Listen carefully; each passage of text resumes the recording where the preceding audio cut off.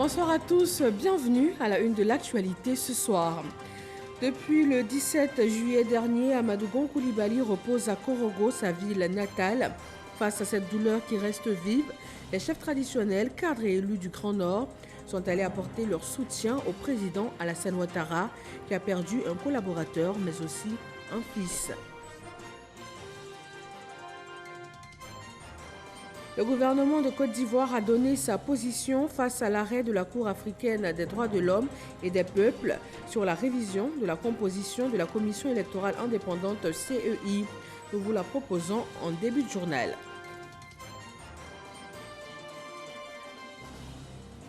« 243 416 candidats au BEPC 2020 ont été déclarés admis. Le taux de réussite national est de 53,17%. Les résultats ont été officiellement proclamés ce mardi.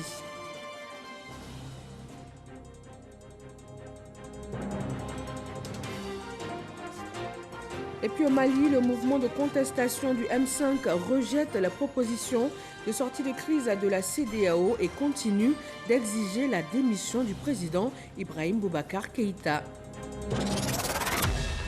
Merci de nous rejoindre pour l'actualité de ce mardi sur RTI 1. Le Grand Nord apporte son soutien au chef de l'État suite à la perte de son collaborateur de plus de 30 ans, le Premier ministre. Cette disparition soudaine a profondément marqué le président pour qui Amadou Gon Coulibaly était un fils. Ces chefs traditionnels, cadres et élus du Grand Nord ivoirien ont été reçus à la résidence du chef de l'État.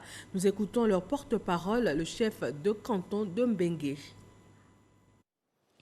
Au cours de votre adresse au Parlement ivoirien, réuni en congrès le jeudi 5 mars 2020 à Yamoussoukro, vous avez annoncé votre décision de ne pas porter candidature à l'élection présidentielle du 31 octobre 2020, afin de passer le témoin à une nouvelle génération.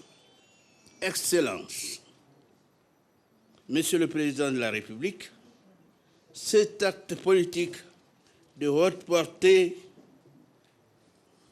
vous avez posé vous classe à jamais dans l'histoire de la Côte d'Ivoire et fait de vous le premier chef d'État ivoirien à renoncer volontairement au pouvoir depuis l'accession de votre pays à la souveraineté nationale et internationale, tout en sachant que vous étiez dans la haute estime des Ivoiriens. L'ensemble des rois et chefs du Grand Nord a pris acte de cette décision historique dans la vie politique ivoirienne. Ainsi, lors du dernier conseil politique de votre parti, sous votre présidence, le Grand Nord a adhéré sans réserve au choix de la nouvelle génération portée sur feu Amadou Gon Coulibaly, qui malheureusement fut rappelé à Dieu le 8 juillet dernier, à 3 mois de l'élection présidentielle d'octobre 2020.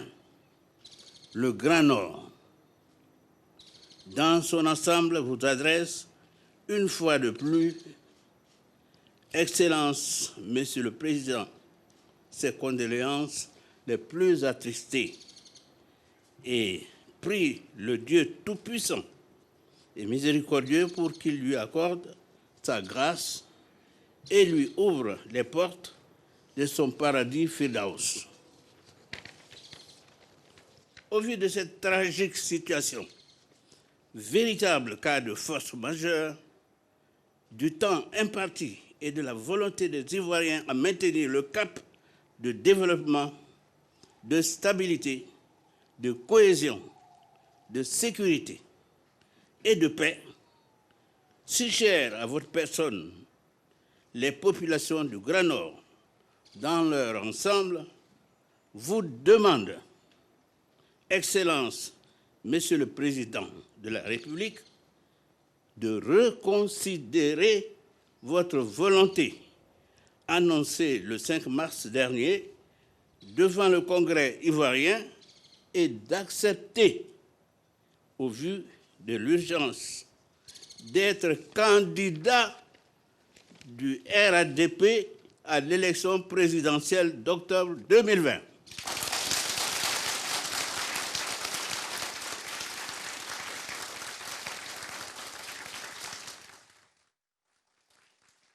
Venu lui présenter ses condoléances, le président Alassane Ouattara a dit toute son émotion. Il s'est dit très touché de cette marque d'affection et par ce geste de réconfort. Ma douleur est vraiment profonde. Elle est vraiment profonde. Et votre présence m'apporte un grand réconfort. Oui, ce n'est pas facile de perdre un fils en qui on avait mis tant d'espoir et de certitude. Mais la volonté du Seigneur nous amène à accepter cela, même si c'est avec beaucoup de douleur. Je voudrais vous remercier donc pour votre présence, le déplacement pour ceux qui l'ont fait, pour vos mots de réconfort et pour la déclaration que vous venez de lire et que j'ai bien compris. Et de me donner quelque temps encore de vivre mon deuil. Parce que c'est un moment de grande perturbation pour moi. Mais les relations humaines peuvent être complexes. On peut adopter quelqu'un comme un fils, même s'il n'est pas de votre sang. C'était le cas pour moi avec Amadou Gon.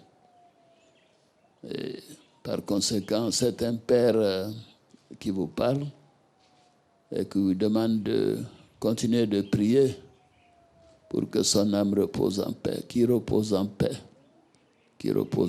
parce qu'il le mérite. Et que nous puissions continuer nos prières pour que tout ce qu'il a fait pour le Nord, pour la Côte d'Ivoire, nous puissions donc montrer notre gratitude à son endroit. Je voudrais vous dire que je vous serai toujours reconnaissant. Toujours reconnaissant. Et je vous demande pardon aussi pour tout ce que vous avez souffert à cause de moi. Et que vous alliez dire à toutes les populations du Nord que nous devons pardonner toutes ces offenses. Et nous devons nous tourner vers l'avenir. Pour la mémoire d'Amadou Gon, nous devons dire que nous avons pardonné. Dans l'actualité également, le Premier ministre par intérim, ministre d'État, ministre de la Défense a reçu ce mardi le groupe des ambassadeurs accrédités en Côte d'Ivoire. Ahmed Bakayoko leur a donné la position du gouvernement ivoirien quant à l'arrêt de la Cour africaine des droits de l'homme et des peuples sur la révision de la composition de la Commission électorale indépendante CEI. Alexis Ouedraogo. Le groupe des ambassadeurs accrédités en Côte d'Ivoire était ce mardi invité à la primature. Il s'est agi pour le gouvernement de donner sa position quant à l'arrêt de la Cour africaine des droits de l'homme et des peuples sur la révision de la composition de la Commission électorale indépendante. Et c'est le ministre de la Justice, Sanson Kambile, qui en plante le décor. Si la Cour avait voulu ordonner la reprise des élections au niveau de la Commission centrale, la Cour l'aurait clairement indiqué, comme elle l'a fait pour les commissions locales. Il convient de souligner que la Cour africaine des droits de l'homme et des peuples s'est toujours clairement exprimée dans son dispositif. Après lui, le ministre précise la volonté permanente du chef de l'État de maintenir le dialogue politique avec tous les partis.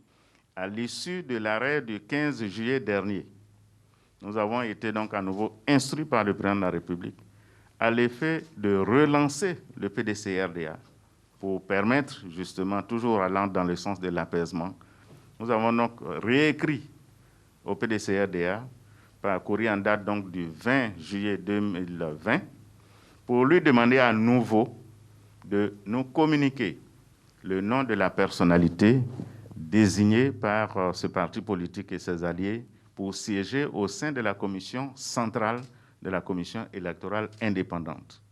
Nous attendons donc à ce jour la réponse du PDCRDA et de ses alliés pour que le processus électoral puisse se poursuivre dans les meilleures conditions. Pour le Premier ministre par intérim, ministre d'État, ministre de la Défense, le gouvernement est pleinement engagé pour un processus électoral dans un climat apaisé. À aucun moment, la Cour ne dit que la CEI centrale est déséquilibrée. À aucun moment, la Cour demande de refaire des élections au niveau de la CEI centrale.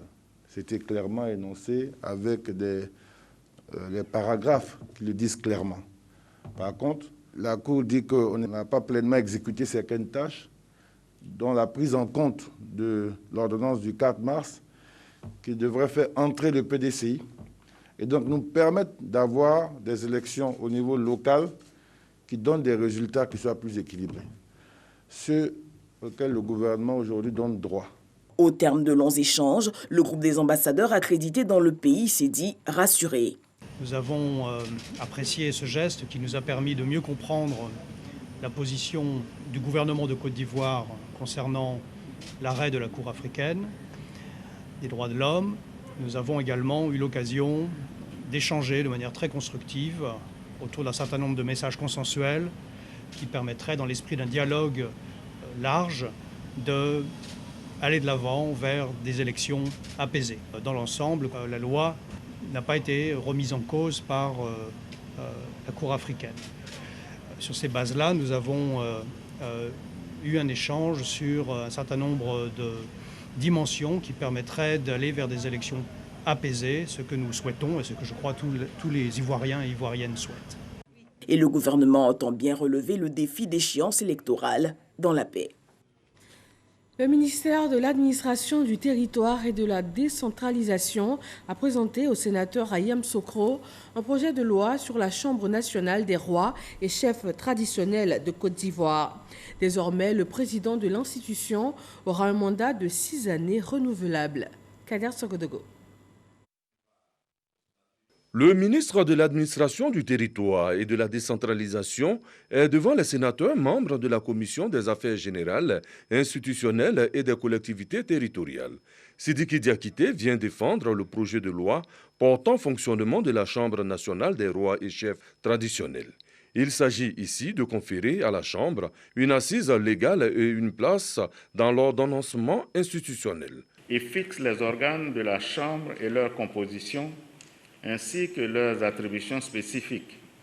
Il s'agit de l'Assemblée, du Directoire et des comités régionaux. Les modes de désignation des membres de l'Assemblée, organe délibérant, et du Directoire, organe de mise en œuvre des décisions de l'Assemblée, reposent sur le maillage administratif des régions et départements et met en avant la recherche de consensus. Ce critère assure une représentation inclusive des aires culturelles et de l'ensemble de la chefferie traditionnelle en Côte d'Ivoire. Après vote, Sidiki Diakité aura le quitus des sénateurs. Pour son fonctionnement, la Chambre est désormais dotée d'une présidence assurée par un membre du directoire nommé par le président de la République pour un mandat de 6 années renouvelable. 53,17% des candidats au BEPC 2020 ont été déclarés admis. Les résultats ont été proclamés ce mardi. Patricia Omoetia. La session 2020 de l'examen du brevet d'études du premier cycle BEPC, dont les compositions ont démarré le mercredi 8 juin dernier, a pris fin avec la proclamation des résultats. Comme toutes les activités socio-économiques, elle a été impactée par la pandémie de la COVID-19 dans sa préparation comme dans son exécution. Le CEPE, n'ayant exceptionnellement pas connu de composition, le BEPC est donc le premier examen à grand tirage à avoir été mis en œuvre cette année. Concernant les statistiques, le BEPC et le test d'orientation en seconde ont enregistré un effectif cumulé de 503 472 candidats répartis dans 799 centres de composition à travers le territoire national. Les résultats nationaux sont donc les suivants. Sur 457 797 candidats effectivement présents à l'examen du BEPC, 243 416 sont déclarés admis, soit un taux de réussite de 53,17%. Au niveau du genre, 53,44% de filles ont réussi leur examen contre 52,94% de garçons. Il est important d'indiquer que les résultats du PPC 2020 ne feront pas l'objet de proclamation publique dans les centres de composition pour des raisons évidentes de précaution sanitaire. Les candidats sont donc priés de venir en personne et prendre place dans leur salle de composition respective. Ils y recevront individuellement et en main propre leur relevé de notes ou attestation de réussite. On en vient au point de ce jour en termes de chiffres face à la maladie à coronavirus en Côte d'Ivoire. «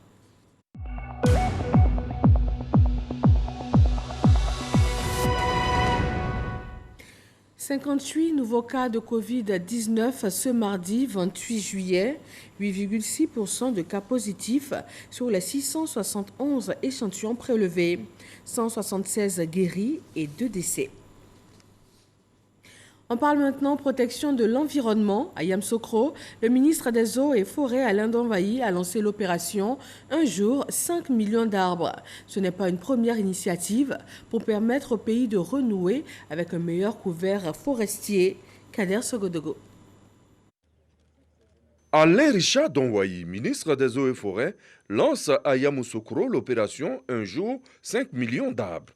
Il s'agit d'engager toute la Côte d'Ivoire dans la lutte contre la déforestation. Ce projet permettra au pays de recouvrer 20% de son couvert forestier dans les 10 années à venir. Les services des directions régionales ont à charge donc, de faire le suivi des plans qui sont donc mis en terre aujourd'hui.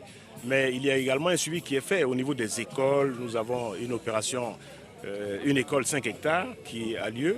Et les écoles, les élèves sont chargés aussi d'entretenir les plans. Et il faut que ça devienne une culture. Et c'est ce que nous essayons d'inculquer à nos parents, à notre population. Depuis déjà l'année dernière, 2019, nous avons eu une régression de la destruction des forêts naturelles ici en Côte d'Ivoire. Pour accompagner l'opération Un jour, 5 millions d'arbres, le pays pourra compter sur de nombreux partenaires dont la FAO présente à Yamoussoukro. Après un planting à la forêt urbaine de Yamoussoukro, la délégation s'est rendue dans le village des Ambakro pour la même opération. En 2019, ce sont 1 969 074 arbres qui ont été plantés, soit 5 845 hectares de forêt reboisée. Plus de 129 volontaires et 30 organisations de la société civile et du secteur privé ont été mobilisés. Nous sommes à 72 heures de la fête de la Tabaski et la foire de la Tabaski est lancée sur le site du parc à bétail de la commune de Port-Boué. Cette année, il faut 120 000 têtes pour couvrir la demande de la ville d'Abidjan. Elles sont déjà disponibles selon les acteurs de la filière bétail. Mahama Traoré. Cette année, le contexte de crise sanitaire s'invite à la foire de la Tabaski. Le ministre-gouverneur du district autonome d'Abidjan et celui des ressources animales remettent donc du matériel sanitaire aux acteurs de la filière bétail. Portez vos cache-nez, s'il vous plaît. Mettez une distance de moins 1 mètre entre vous, les commerçants et bien sûr tous les interlocuteurs qui vont en quelques jours fréquenter ces endroits qui ont été indiqués et il nous faut réussir la bataille de la non-contamination de la Covid-19. Pour cette foire de la Tabaski 2020, les autorités tablent sur la vente de 100 000 petits ruminants et de 15 000 bovins. Elles indiquent aussi que toutes les dispositions ont été prises pour éviter une quelconque surenchère du prix de la bête. Le marché est suffisamment ravitaillé. Donc vous savez, quand on fait beaucoup, et que le prix vont faire, la concurrence vont faire les restes. Le ministre des Ressources animales et halieutiques a mis en place un dispositif depuis la frontière jusqu'à Port-Boué, ici au lieu de livraison de ces animaux, de manière à ce que la fluidité soit assurée. Au niveau de l'organisation, le minimum de taxes a été instauré, le minimum. Par conséquent, aucune raison ne pourra motiver l'augmentation des prix. Parce que nous pensons à la population et au bien-être de la population. En plus du parc à bétail de Port-Boué, 5 autres lieux de vente sont prévus dans les autres communes du district d'Abidjan. Tous ces sites devraient accueillir l'offre de 120 000 têtes d'ovins nécessaires pour couvrir la demande de la capitale économique. Dans l'actualité politique, la Commission électorale indépendante CEI invite les partis et groupements politiques, les potentiels candidats à l'élection du président de la République du 31 octobre 2020 à une séance d'information sur le processus électoral le mercredi 29 juillet 2020 à 10 heures précises à son siège à Abidjan 2 Plateau, boulevard Latry, carrefour du Zoo, résidence Angwa. À cette occasion, il sera remis à chaque entité représentée la liste électorale provisoire de 2020 sur support numérique conformément à l'article 11 du Code électoral. La CEI invite en conséquence chaque entité concernée à désigner un représentant à cette réunion. Chaque entité doit au préalable confirmer sa présence auprès du secrétariat permanent de la CEI au numéro suivant. 22 52 89 89 22 40 09 90. Signé le président, le secrétaire permanent de la CEI. Les cadres de 150 villages du district autonome d'Abidjan demandent au chef de l'État d'être le candidat du RHDP pour l'élection présidentielle d'octobre prochain. Par la voix du gouverneur Robert Begré-Mambé, une doléance publique a été exprimée ce mardi à l'endroit du président de la République, Amadou Ouattara. Ces chefs traditionnels, leaders religieux et de communautés sont des porte-voix de 150 villages à Tchan et Aké du district autonome d'Abidjan. Ils sont mobilisés ici afin de soutenir leurs cadres, au rang desquels des ministres et des élus. Objectif de cette mobilisation. Il avait prévu de passer les témoins à la nouvelle génération. Mais le destin en a décidé autrement. Les temps qui nous séparent des futures élections étant trop courts, il serait difficile de préparer avec tous les atouts un candidat sorti de nos rangs. C'est pourquoi nous, cadres RHDP, Akan et Aké du district autonome d'Abidjan, hommes et femmes convaincus par ces immenses qualités d'hommes d'État, d'hommes de parole, de sagesse, demandons à son Excellence, Monsieur le Président de la République, Alassane Ouattara, d'accepter de se faire violence, d'être le candidat du RHDP aux prochaines élections présidentielles du 31 octobre 2020. Pour ces représentants de 150 villages à Tchan et Aké du district autonome d'Abidjan, la Côte d'Ivoire est sur une bonne lancée de développement et de stabilité avec le président Alassane Ouattara. Donc, il faut maintenir ce cap. Même vœu dans la commune de Port-Boué, ils ont été nombreux à l'exprimer à travers une marche dans les rues de la commune.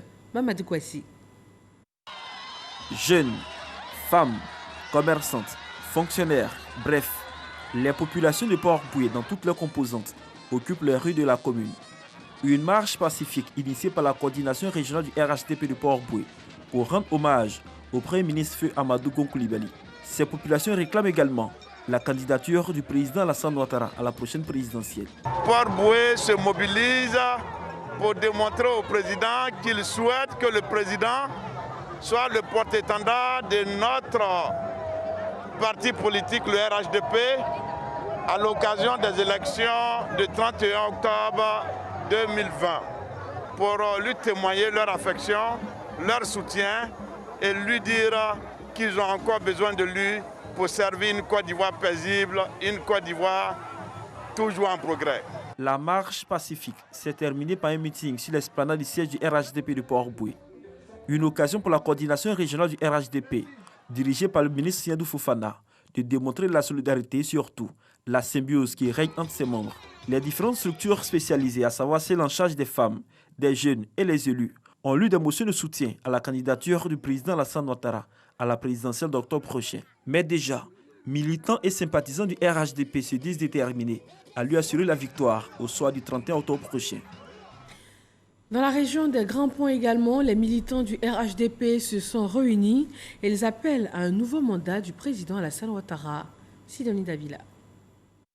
À l'instar des groupements politiques, mouvements et autres associations du Rassemblement des Oufouettistes pour la démocratie et la paix, la coordination du RHDP des Grands Ponts réclame la candidature du président de la République Alassane Ouattara pour la présidentielle du 31 octobre. Pour parvenir à un programme de gouvernement, il faut avoir une vision claire, articulée sur la société d'hier, celle d'aujourd'hui et surtout celle de demain. Et pouvoir identifier les enjeux, les actes stratégiques, les objectifs et les actions à mener pour un développement durable et inclusif. C'est bien ce qui a été fait durant ces 9 dernières années sous la houlette et l'éclairage de son Excellence, Monsieur le Président Alassane Ouattara. C'est pourquoi la coordination régionale, les délégations sous-préfectorales, les délégations communales, les sections du RHDP de la région des Grands Ponts et au nom de tous ces militants, vous demandent de reconsidérer votre position et d'accepter d'être notre candidat, le candidat du RHDP, à la très prochaine élection présidentielle d'octobre 2020. Au regard des projets de développement réalisés dans tout le pays et spécialement dans leur région, les militants et sympathisants ne tarissent pas d'éloges envers celui qu'ils ont choisi comme candidat, Alassane Ouattara. À Divo, région du Lodjibois, zone sud de la Côte d'Ivoire, les militants et sympathisants RHDP des départements de Guitry, Lakota et Divo promettent leur soutien au président Alassane Ouattara s'il accepte d'être de nouveau candidat. Léon Prou. Yokobwe, Guitry, Iré, Zikiso, Lakota, Divo, bref, tout le Lodjibois et sa chefferie traditionnelle au stade de Divo. Un seul mobile, rendre hommage aux défunts chefs de gouvernement. Jeunes, femmes et hommes sont unanimes sur le développement impulsé à leur région par feu le Premier ministre. Et ce n'est pas fortuit, révèle tout le Lodjibois, encore en pleurs. Amadou Gon Koulibaly est fils de la région. Nous, à Divo, nous avons eu l'honneur de recevoir Amadou Gon 4 fois pendant son passage à la primature. Ça vous dit combien il nous était attaché. Jusqu'à sa mort le 8 juin, Amadou Gon Koulibaly était le candidat du RHDP à la présidentielle d'octobre 2020. À la question donc de savoir qui pour le remplacer, unanimité aussi du Lodjibois sur une autre candidature du président Alassane Ouattara. Les populations du Lodjibois adressent au président Alassane Ouattara une supplique pour qu'il accepte d'être le candidat du RHDP à l'élection présidentielle afin de garantir ainsi la poursuite de la marche victorieuse de la Côte d'Ivoire. Le Lodjibois est mobilisé comme un seul homme. Le Lodjibois s'engage à ce que le président Alassane Ouattara ait au moins 99% des voix ici dans le Lodjibois. Avec cet engagement du Lodjibois, les représentants du parti, les ministres Légré Philippe et Paulin Danhaut peuvent espérer la victoire du RHDP. Je suis venu à mission et j'ai vu et j'ai entendu, je porterai ce message ce soir même avec le directeur exécutif au président Alassane Ouattara. Et comme vous connaissez ce grand homme, il vous donnera une réponse à la hauteur de vos attentes. À cette mobilisation ont participé toutes les structures spécialisées du RHDP dans les départements de Guitry, Lakota et Divo. La jeunesse du Grand Est se joint à ce mouvement en faveur d'une nouvelle candidature d'Alassane Ouattara à la présidentielle. Moussa Konaté nous conduit sur place. La jeunesse du Grand Est sollicite la candidature du président de la République à l'élection présidentielle du 31 octobre. Que toutes les populations du Grand Est se mettent en ordre de bataille pour soutenir non seulement la candidature du président Alassane Ouattara, mais porter le RHDP à la victoire du premier tour des élections présidentielles d'octobre 2020. Cet appel des jeunes du Grand Est est soutenu par le ministre Roger Adom, cadre de l'indénié Douablin. Le président Alassane Ouattara est le meilleur candidat. C'est la raison pour laquelle nous lui demandons de nous écouter, de sacrifier une fois de plus et d'être notre candidat. Et on est persuadé que le 31 octobre 2020, tout le Grand Est réuni, toute la jeunesse unie de Côte d'Ivoire réunie, nous allons lui offrir de nouveau les clés du palais. La jeunesse et les cadres du Grand Est présents à cette rencontre ont également rendu hommage au Premier ministre Amadou Gon Coulibaly, décédé le 8 juillet dernier.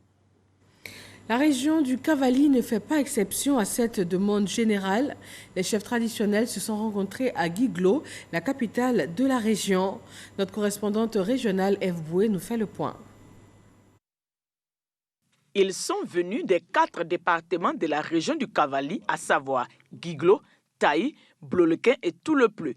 Ces chefs traditionnels expriment leur vœu de voir le président Alassane Ouattara postuler pour l'élection présidentielle d'octobre 2020. Nous, dans la région du Cavali, nous sommes pour le président Alassane. Alassane, au bout de 10 ans, a travaillé. Les routes de Blolequin à tout le Pleu. Les villages sont électrifiés. Le président a mis en place la chambre des chefs et rois en Côte d'Ivoire. Il nous a accordé dans cette chambre notre honneur, notre dignité. Et s'il travaille bien déjà, on n'a pas envie d'une autre personne. Alors, avec lui, nous voulons continuer notre chemin. Nous sommes avec lui et qu'il compte sur la région du Cavali. C'est lui qu'il faut pour le développement de toute la Côte d'Ivoire. Les voix s'élèvent de plus en plus pour réclamer la candidature du chef de l'État Alassane Ouattara. Le RHDP, son parti, sans candidat depuis le brusque rappel à Dieu du Premier ministre Amadou Gon Coulibaly, se réunira le 29 juillet prochain pour désigner son candidat à l'élection présidentielle d'octobre 2020. Le Cercle des artistes pour la paix et l'émergence s'est aussi prononcé sur les futures échéances électorales et la stabilité politique de la Côte d'Ivoire. Ces artistes ont choisi leur candidat pour octobre prochain. Jean-Marc Djadji. Le Cercle des artistes pour la paix et l'émergence, CAP, dit oui à la candidature du président Alassane Ouattara aux élections présidentielles d'octobre prochain. Après le décès du candidat du RHDP, le Premier ministre Amadou Gon Coulibaly, les artistes du CAP s'en remettent au président de la République pour porter à nouveau les couleurs de ce parti. Une garantie pour poursuivre les grands chantiers de l'émergence enclenchés depuis mai 2011. Après la perte cruelle de notre candidat, le Premier ministre AGC, à qui unanimement la nation entière a rendu un hommage digne de sa stature d'homme d'État, force est de constater que nous devons impérativement nous trouver notre capitaine pour les batailles électorales déjà engagées. Dans la tristesse et le deuil, devant cette situation imprévue, les artistes, non seulement s'en remettent à notre chef à tous, mais également dans le même élan que des dizaines de milliers de nos compatriotes et militants, lui demandons humblement de vouloir accepter d'être le candidat du RHDP pour les élections présidentielles du 31 octobre 2020. Le Cercle des artistes pour la paix et l'émergence, CAP, invite les acteurs politiques et les populations à prôner la paix à l'approche des échéances électorales d'octobre 2020. Depuis le 8 juillet dernier, la Côte d'Ivoire rend hommage et continue de recevoir des hommages du monde entier en la mémoire du Premier ministre disparu. L'ambassade de Côte d'Ivoire en Algérie n'y fait pas exception. Amadou Ouattara. En Algérie, le jour de l'inhumation du Premier ministre Amadou Gon Coulibaly a été symbolisé par un moment de recueillement. Alphonse Voosaï, ambassadeur extraordinaire et plénipotentiaire de la République de Côte d'Ivoire près la République algérienne démocratique et populaire, a reçu la communauté ivoirienne à la résidence de Côte d'Ivoire à Alger pour rendre un hommage à l'illustre disparu. Ce moment de deuil a été ponctué par des reconnaissances des efforts consentis par Amadou Gon Coulibaly durant son parcours au service de l'État. L'émotion reste vive. 33 missions diplomatiques en Corée du Sud ont salué la mémoire de Amadou Gon Coulibaly. L'ambassade de Côte d'Ivoire a piloté cette cérémonie hommage. Cheikh Koné. En Corée du Sud, précisément à Séoul, la représentation diplomatique ivoirienne n'était pas seule à pleurer la disparition brutale de son premier ministre, Feu Amadou Gon Coulibaly. 35 chefs de mission diplomatiques des pays d'Afrique, d'Asie, du Moyen-Orient, d'Europe, d'Amérique et le vice-ministre des Affaires étrangères de la Corée du Sud, tous sont venus témoigner leur solidarité à la Côte d'Ivoire. À l'occasion de cette cérémonie d'hommage, l'ambassadeur Sylvestre Kwasi Bilé a énoncé les valeurs incarnées par l'illustre disparu, un homme d'une humilité légendaire et d'une grande loyauté. Il a terminé son propos en adressant ses condoléances ainsi que celles de ses collaborateurs à la famille du défunt, au président de la République et à la Côte d'Ivoire entière. Ce sont donc 35 missions diplomatiques qui se sont réunies sur place pour saluer la mémoire du Premier ministre Amadou Gon Coulibaly. Au Mali, le mouvement de contestation du M5 continue d'exiger la démission du président Ibrahim Boubacar Keïta. Cela en dépit des différentes tentatives de médiation de la CEDEAO, dont les chefs d'État ont dernièrement demandé la formation d'un gouvernement d'union nationale et aussi la démission des 31 députés dont l'élection en avril est contestée. Après 3 tentatives de médiation sans succès, l'organisation africaine brandit des sanctions contre ceux qui menaceraient la sortie de crise du Mali. Et c'est la fin de ce journal. Rendez-vous à 23h avec Marine Cognan. D'ici là, retrouvez plus d'actualités sur les www.rti.ci. Bonne fin de soirée.